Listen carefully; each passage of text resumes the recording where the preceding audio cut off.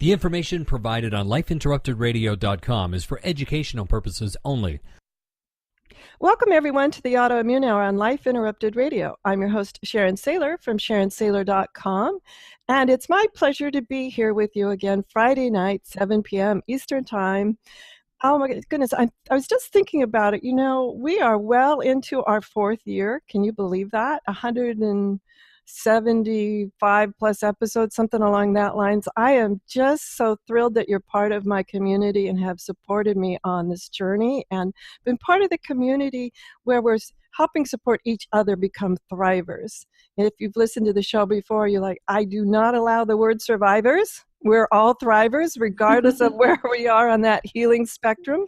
Even if we're just starting on the healing spectrum, you're still a thriver, because positive mindset is one of the critical things that we really stress here. It's a mindset that has a lot to do with our healing and keeping us going in that positive direction. It's my weekend. I hope it's the start of your weekend too. I'm really looking forward to this weekend. I don't know about you, but sometimes weeks are long, long, long for me. And I've got my chai tea and homemade almond milk here. Really need it too. I know, guys. It's got caffeine in it, but you know, some days you just need it, right? Gotta allow it. And tonight I have a dear, dear friend who I am so thrilled because we're going to talk about something a little different, but if you've been, you might have been following the show and see that a lot I've been talking about lately is trauma. Because was it 18 months ago that I had Dr. Clark on, and he got me interested in this idea of how trauma, whether it's early childhood trauma or PTSD, even illness causes trauma to us. So it could be anything like a trauma, can manifest itself physically. Now, they say it doesn't cause autoimmune, but we all agree that any of these traumas can exacerbate pain and make things just far less comfortable. And when I started understanding the traumas I had, and I want to define trauma because traumas don't have to be huge. They can be things that we hear about that are just awful. Physical abuse, sexual abuse, verbal violence. They can be all of those things. But there's also all sorts of subtle trauma that can just sort of eat away with you. Like a big trauma, you might go, oh, I remember that. Yes, that was huge. I can tell you exactly when that happened. But what about these subtle little traumas? And some people, there's also a term called microaggressions. And those, I think, are also so insidious because you can't really remember them. You might remember, well, that didn't feel good, but no big deal. But what happens if it really is a big deal? And I was talking to my dear friend Janet Allison the other day about her work with boys, and I just love her work. She is the founder of Boys Alive, and she's an author, educator, speaker, and family coach. And she's been advocating for boys for over 20 years. And as the mother of two sons, I just so resonate with her work because I could relate to all of it. Like, yeah, boys and girls are not the same. Even if we want to say raising them gender-free, whatever that word might be, I don't know what the word is anymore, but I'll tell you, I have nieces and I have a granddaughter, and raising boys is different than raising girls. So tonight we're going to talk to her about her expertise in education and communication skills in the social and biological difference of males and females as it relates to children specifically. Because what if we could, as parents, spot this trauma, help them through this trauma, help them understand before it becomes something down the road, before it manifests down the road into some sort of physical pain or chronic type of condition. So I'm just going to shut up here. Welcome, Janet. Let's jump into this because I'm so excited. Obviously, my two sons are grown men now, but I am just such an advocate for raising healthy children. And I know with your experience, raising healthy boys. So you've been working a lot lately. I've been following your blog and some of your other interviews on boys and anger. And I was thinking about my sons that more than anger was just a lot of times, I'd say society, I'm not sure if that's the right word, sort of didn't even let them express general emotion, any emotion. Buck up Yeah. was a common phrase that other boys would use to him, things like that. Yeah. So let's talk a little bit just in general about what are our boys going through right now? Well, first of all, I'm so happy to be back with you, Sharon. We've had so much fun in our past conversations. I interview you, you interview me, and we just go back and forth and have so much fun together. There's so much in your opening and what we've begun to talk about. And I want to back up just a tiny little bit and say that, these are broad generalizations and take what works and fits for your own situation. But we've got angry men, we've got the Me Too movement, we've got mass shooters, we've got a lot of things happening with our boys and our men. And I work a lot with parents of young children and in elementary schools. And I feel like there are those microaggressions there, and it doesn't come out of a place of, wanting to be mean, but it's a place of us not knowing and not understanding what is going on for our boys, and we've created over the last 200 years with formal education this context that doesn't fit our boys. So there's a lot going on. But as you were talking, I was thinking about the mom who came to me last spring and said, my son is in first grade. He is 7 years old. And he came home the other day and he said to me, Mom, all the girls are perfect and I'm the bad one. Wow. That's trauma. I mean, that's like in your soul, what's wrong with me? I'm not okay. All the girls are. And I think about that boy so much. And I recognize that boys are getting messages, subtle messages that we don't necessarily intend, but often it's coming from our female perspective. And because most of our preschool teachers are female, most of our elementary school teachers are female, and we naturally come from this place of, let's talk about it, let's process out loud, and for teachers especially, the model is sit still, listen, and learn. And we think our class is, if everybody's sitting down and quiet, then we're doing a good job as a teacher. And that's how I was educated as a teacher. So we're not taking into account the natural, hardwired nature of our boys. And so then we're set up to be adversaries, and we're set up for those subtle traumas and those microaggressions and those little nicks to their self-esteem and their confidence along the way. We have, statistics show us that 4 times the number of boys are expelled from preschool than girls. Boys are being expelled from preschool? Preschool. Wow. I have worked with parents whose children have been asked to leave preschool. That is, you think about, okay, we're setting him up for his lifetime, hopefully love of learning and love of going to school. And yet here's how we've started out. You're not allowed to be at this school. You're not okay. Something's wrong with you. Wow. Now, I know a lot of what we can talk about can and does happen to young girls too, to girls as well. Mm-hmm. But today we're going to speak mostly about raising young boys, and we'll have an opportunity to speak about girls on a later show, because there are differences between the two. And it's so surprising to me that this model, which has been proven not to work, of that sit still and listen, it really isn't healthy for anybody to sit. It's not. No, it's not. I mean, as an adult, we have standing desks and treadmills, and yet we still expect our little people to sit still. I don't get that. But the trauma of the idea of just sit still, don't move, be good, be nice. All of those are like subtle corrections, but they're also the implied that you're not nice, that you're not good, that you don't know how to sit still.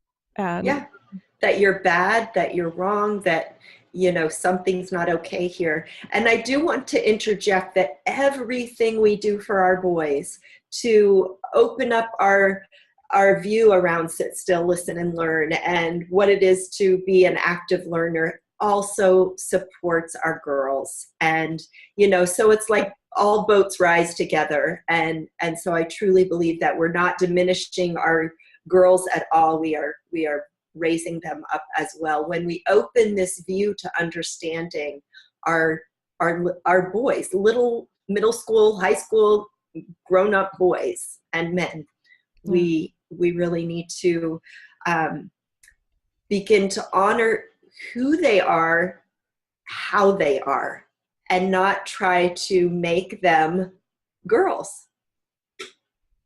I've seen that before, and that's fascinating to me.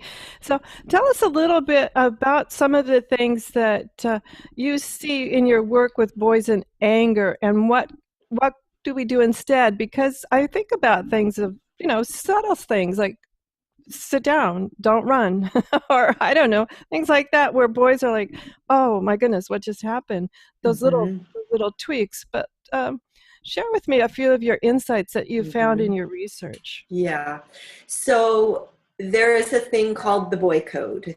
And this is like the man box, the boy code, whatever you want to call it. It's these limitations that boys have placed on each other, or have kind of drunk it in from the air. It's this unwritten code of, and the easiest one, the most familiar, is boys don't cry, man up, you know.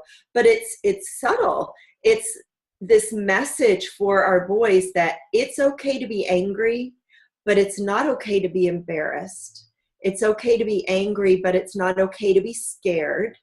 It's okay to be angry, but it's not okay to be shy. Or, I mean, fill in the blank, all the other emotions. They're getting fed early and often the message that anger is okay. It's, you know, and for boys, it's kind of a natural, easy fit, because it's very active. It's very explosive. It's, you don't need a lot of words necessarily for the expression of anger, and just that physical expression. That is where boys live, is in their bodies. And so it's going to be the, you know, the quick elbow, or that impulsive reaction. If somebody bumps into him, he's going to bump back.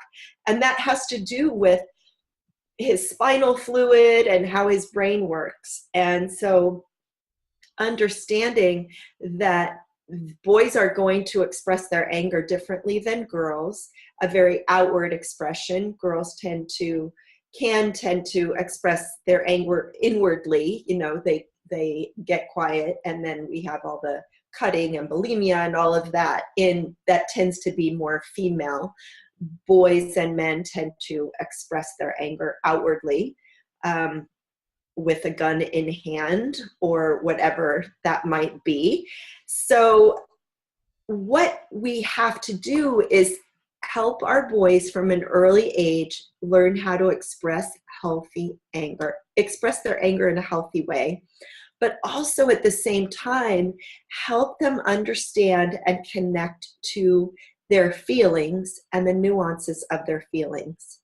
And part of this is that the adults around him have to model that, and dad or uncle or all the men in his life have to be models of being able to express and talk about and show emotions. And yet we're looking to a generation to teach our little ones how to express their emotions, but this generation hasn't been taught it either. So it's the blind leading the blind here. So we really have to open up this emotional vocabulary and emotional intelligence and social training for our boys and men too. Oh, I can so relate. And I'm thinking back to a show we had just a few episodes ago with Sarah Payton. And one of the things that it's called Unconscious Contracts and Sacred Vows. If this interests you, what Janet is saying, to get more background too, is Sarah was mentioning, and here you're bringing a very specific, how oftentimes she used the word pinch ourselves down to fit into little boxes so we are acceptable to those around us. And you've given us some great, hard, visible things to look at about exactly how do we pinch ourselves down to fit into those acceptable little boxes. Yeah, and boy, do we pinch our boys down. We all are aware of big traumas, but there's a lot of subtle trauma Janet's been sharing with us that I'm just like, wow, hadn't thought of it as being like that. But subtle trauma adds up, doesn't it? It does. It does.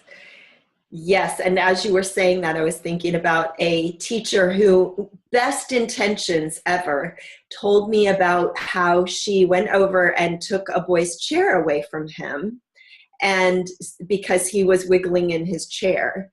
And she thought she was doing a good service for him. But when I reflected to her how that may have come across to him, that he, here he is embarrassed and ashamed in front of his peers, and she's simply taking the chair away.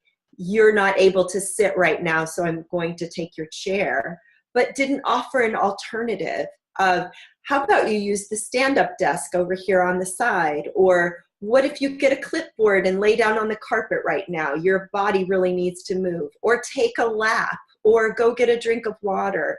Instead, there he is with this moment of, and who knows, will he remember this when he's 40? Maybe, maybe not. But I think it's like it just adds the layers of, I'm not okay. What's wrong with me? I can't sit still. And my teacher's taking my chair away. And they're so subtle like that. And I agree with you. They may not remember that specific incident, but I've talked to many adults who have just a low river of shame, a low river of unworthiness, a low river of sort of self-blame. And you're like, that had to come from somewhere. Now, they might not remember each little tiny layer that produced that feeling, but it didn't just, pop out of nowhere. Yeah.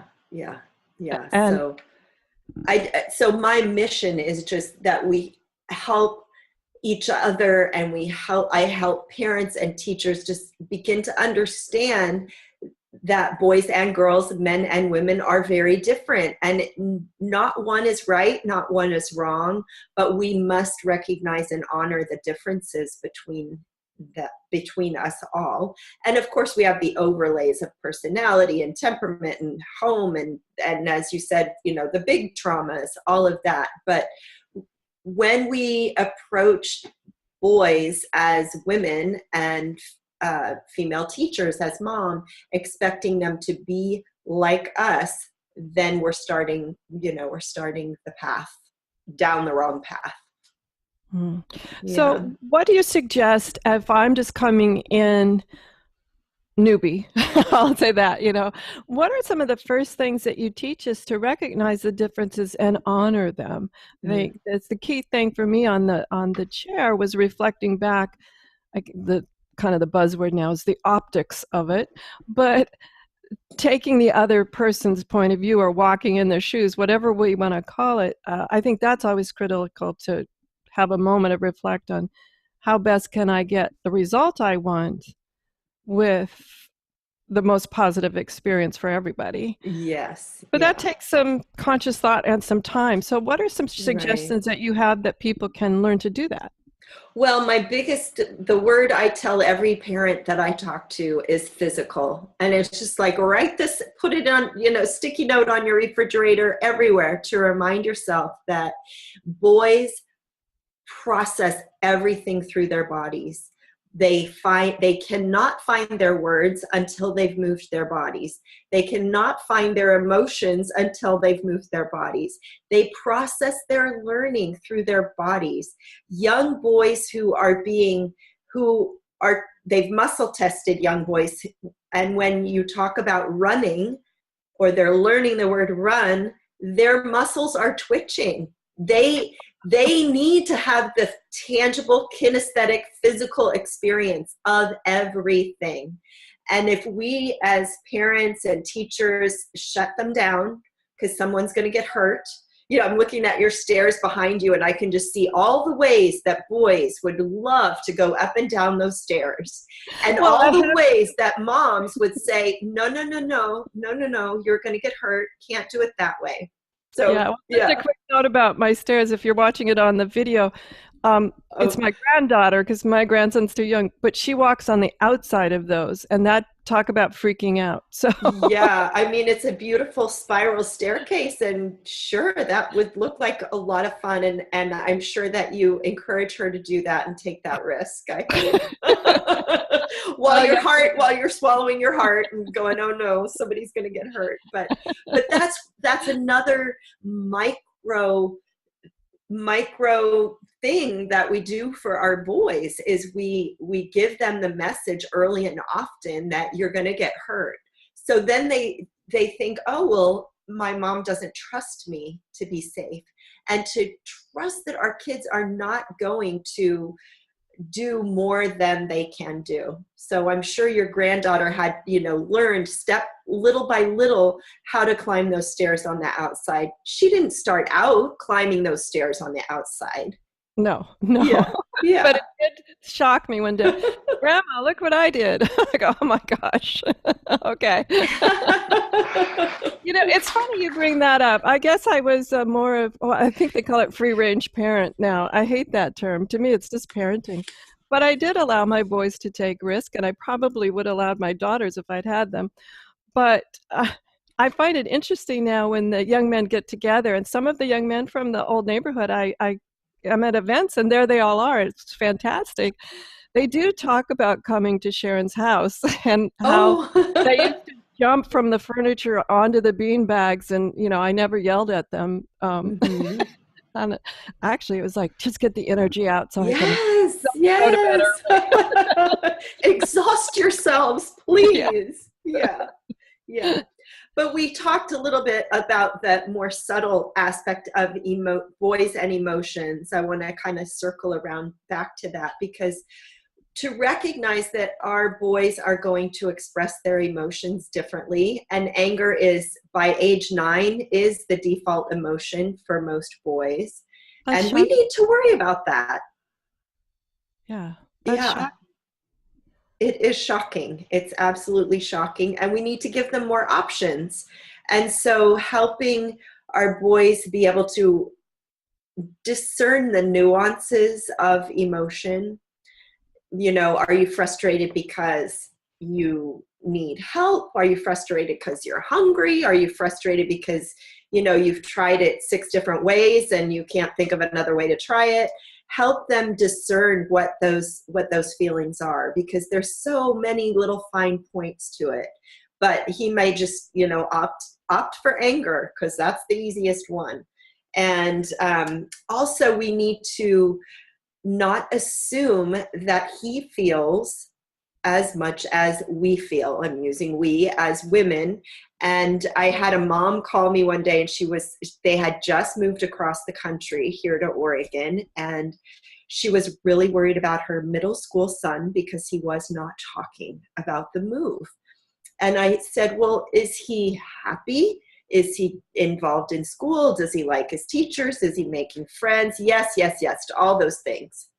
But still, she was looking for deeper feelings, like he's moved across the country. He should be feeling upset and depressed and all. Like, she was putting her overlay of all the emotions that this journey was for her, and expecting that depth of emotion in her son.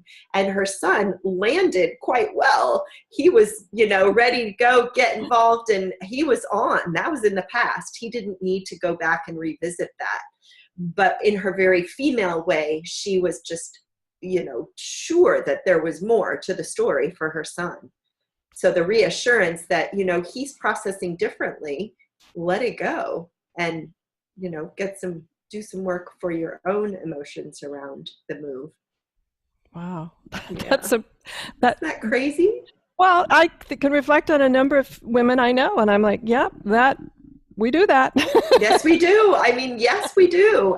We do that to Absolutely. our grown men too. Like, Hmm. talk to me. Yes, because you must be feeling something. Tell me.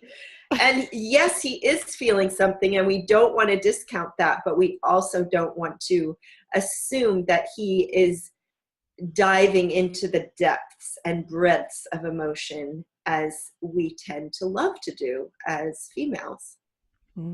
One quick thing before we take our next commercial break that came to my mind when you were talking about young men and the jumping about, moving part, was that I learned years ago from a relationship expert that if you want to help men sort of uncover their feelings, is play basketball with them, or go for a walk with them, or go for a hike with them, or do something.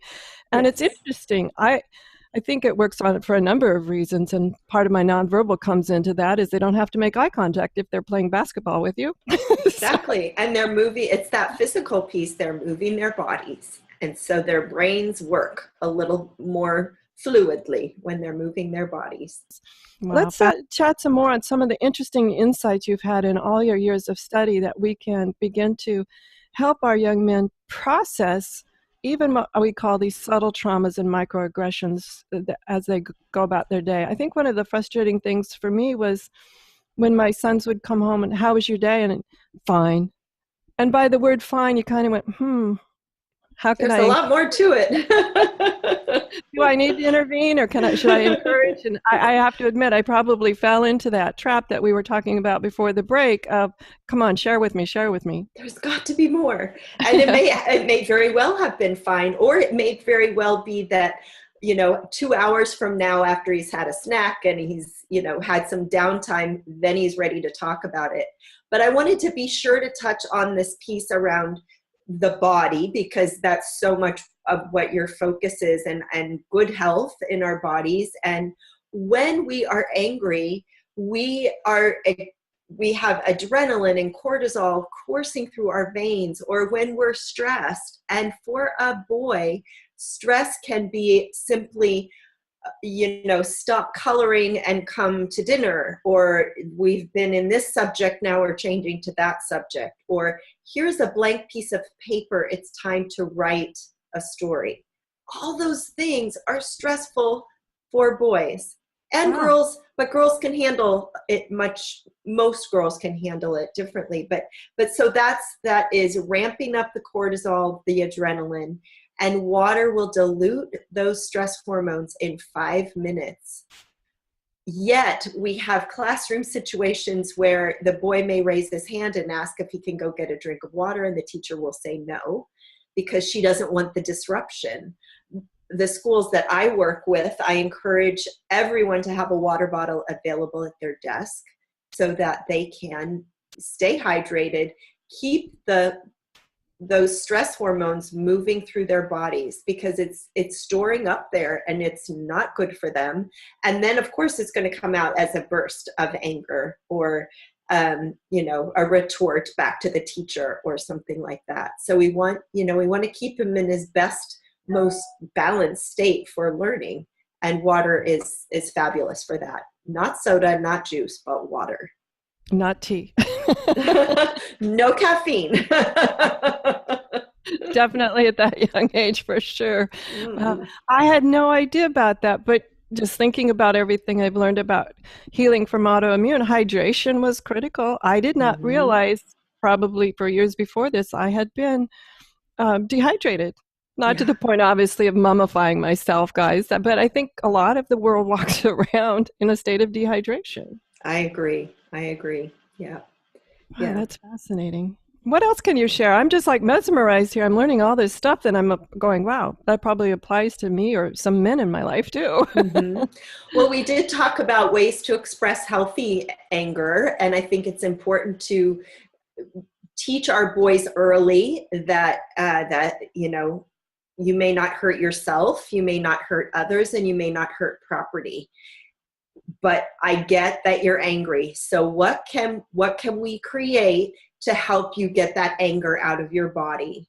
And it's also helping him understand where in his body the anger lives. Is it, does he feel sweaty palms? Does his face get red? Is his stomach clenched, or is his fists clenched?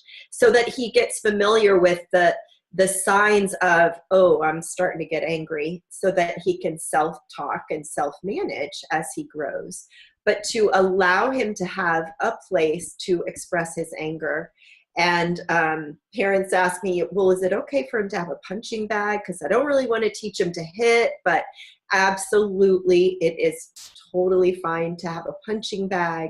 Or I know families that they get those big cardboard boxes at the appliance store and a stick or a bat, and they, just shred these boxes. And it's so much fun, and it gets it out of their bodies, because we want the anger out of their bodies in a safe way. Oh, wow. Now, you alluded to something, and I want to reflect back on it, because it's something I know that we've talked about before. Is you alluded to the fact that you could talk someone up to the emotion behind the anger, and you said something about, I understand you're frustrated. And one of the things I wanted to pop out here is this, we've talked about before in our previous shows, is this idea of, before anger, you're usually hurt, frightened, or frustrated. And a lot of people don't realize that there's sort of this intervening step, that there is time to talk about, are you frustrated? Are your feelings hurt? Did something happen? Are you frightened? Did something scare you? And that you're lashing out in anger, and allowing some of these types of things before they get to anger to be that time where we can have that opportunity to have that conversation. Right. And again, we want to have that conversation in a boy-friendly way, not in the way we would, because we just want to process it to death. But it's this lifelong process of observing, oh, that person looks like this, their face, it's all the body language things, and their face, their brow is scrunched up. Do you think they're happy? What are they doing? And you can make it playful and make it a game, but it is this learning the emotional language and helping them express that language. So that's a piece of it, is just creating that emotional conversation. And it's not going to happen if he's just been in a fight with his friend or knocked his brother down, and you're there trying to get him to resolve it and say sorry and fix everything because you got stuff to do and you just want to move on. Males in general take longer to process. This is very important. So he may not be ready to talk about what happened until bedtime. I'm working with a family right now, their 5-year-old, we're starting to see a pattern of, it is actually about 48 hours, 2 days before he's ready to reflect back on what happened, talk about, that he's sorry and next steps, all those kinds of things. So we want to solve it right away. And so again, it's that micro pressure that we put on them, because they know, oh, I'm supposed to come up with an answer. It takes some time. So give him the time. He won't forget. He will be able to go back and look at it. And you may need to remind him, remember what did you think about what happened with your little brother at breakfast, or whatever it is. But our expectation of, we're going to talk about this and solve it right now and be done with it, does not fit with most boys and men. So giving it more time. Oh, I am so reflecting on certain things, like, oh, check that one. Okay. But you're right, this idea of, well, if you're a busy person, a busy adult, you got to get to work and you're making lunches and everything else, the natural thing, let's fix it now, so I don't have to worry about. Check it off the list. Yep. Yeah. And then we get frustrated, then we take it personally, then we get angry, then, and it does not make our connection with our boy or our man stronger. So when we can understand, this is how he operates, get the manual and open it, and we have to make the adjustments. Yeah. Yeah. That's great. Get the manual. Tonight we're here with Janet Allison, the founder of Boys Alive, and she is an author, educator, and speaker and family coach. And we've been talking about the differences between boys and girls, and her expertise is in our young men, and understanding how anger and what these subtle traumas too, and the microaggressions that we hear about in the news and all of that can really affect our young men. And I think that's critically important because some of the things we've learned in previous episodes is about how trauma can play into our healing or lack of healing from autoimmune. So I wanted to have Janet on because this is an area of, if we can get to our young people before all of this manifests and sort of begins to sort of stay stuck in your body, wow, to me that's the place to start. So thank you, Janet. I've just been mesmerized by some of the things you've been sharing about how our young men, how our boys process different emotions differently and things. Share with us some of your final thoughts on to remind us what we should be doing and maybe, stop doing that. Well, it's being able to understand that he is different. He's wired differently. And when we know the code, then we can have a much deeper and richer connection with him. He does not process like many females do. So not going to want to talk a lot. And I think most important of all is movement, and moving his body will allow him to be able to have a more of a conversation, to find his words, to work with his emotions, and that we do need to teach emotional intelligence. We do, all of us need that education, and boys especially need that education in a very boy-friendly way. Now, this is the first time we've used this term emotional intelligence. In the last couple of minutes, I want to make sure we have enough time. Let's describe exactly what you mean by emotional intelligence. I know we've been talking around it, sort of the edges of it, but how do you describe what is this part of emotional intelligence for people so they can go, oh, I get it? Yeah, well, I just view it as a vocabulary. It's all the feeling words that we use, and then the nuances. If I say I'm frustrated, that's going to mean something for me and something very different for you. It calls up different memories and feelings in your body. And so it's helping our boys and girls, but our boys especially, to understand the different subtleties of emotions, and that everything isn't just plunked into the bucket of anger. That there are other emotions, and they're all valid. One is not better or worse than another, and helping them be able to talk about their feelings is really crucial to their development and relationships. True, and I think it's really the subtleness of it, though, is being able to have young people, I'll say adults too, be able to know the difference. Am I frustrated? Am I hurt? Am I happy? Am I joyous? Am I sad? I mean, it can go on and on. That oftentimes I've had people where I've been coaching people and they've used words that I didn't understand what it meant. One I've shared before on the shows, I had a client who kept saying the word loopy. I'm feeling loopy. I didn't know what that meant. So it took some back and forth, what happens when you're loopy? And if you were to use loopy is like what? Tell me a story about loopy. And we were able to come to a mutual agreement on what the word loopy meant. But sometimes it can be tough when we're trying to name things and we don't have a common, something that frustrates you may not frustrate me at all. I might like, really, you're frustrated by that? Yeah. So it's fun. And if we look at it as fun and interesting, and we have a sense of curiosity about it, it's a great conversation to have. And I do tell young parents of young children, use animals as the story, as the imagery. There's the busy little squirrel going around, or there's the sleepy bear in this winter time. And that's a great way to kind of get that pliability in emotional vocabulary and different feeling words into their vocabulary into their world.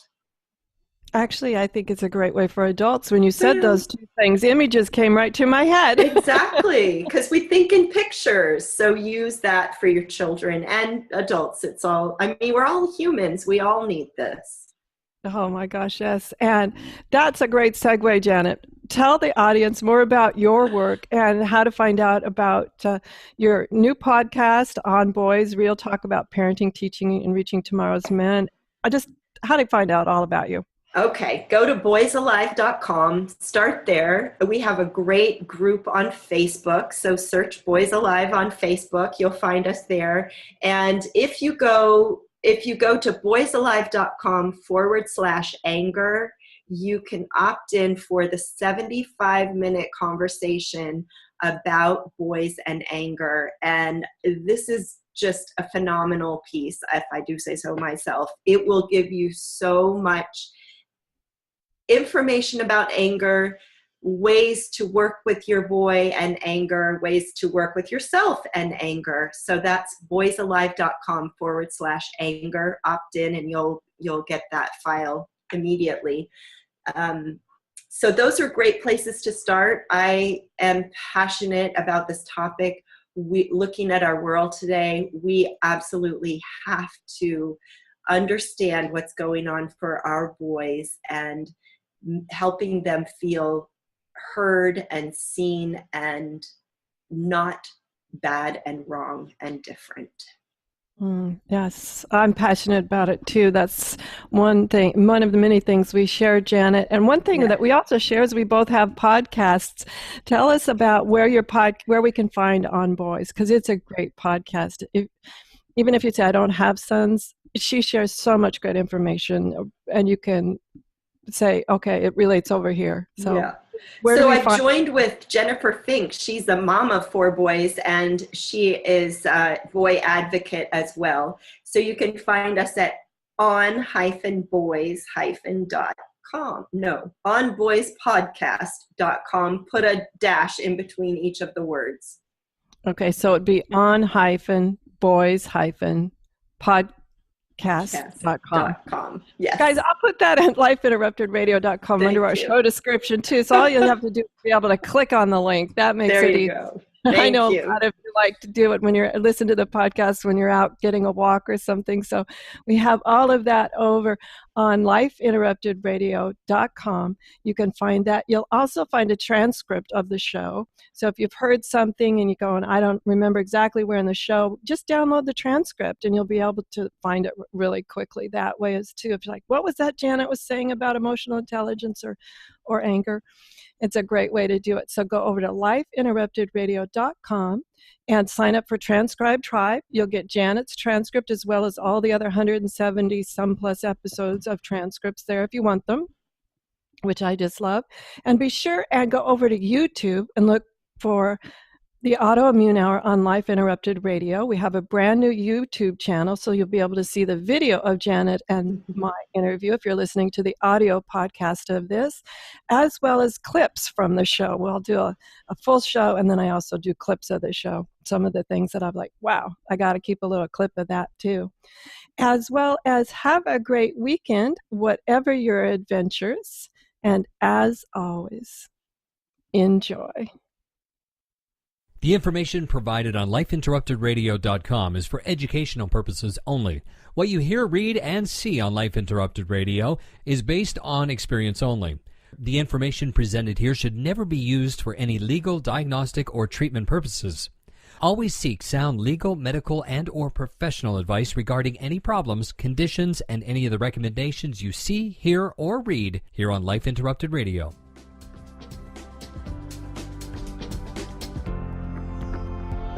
You've been listening to Life Interrupted Radio. To learn more, listen to other shows, and gain free resources that can help empower your life, be sure to stop by lifeinterruptedradio.com.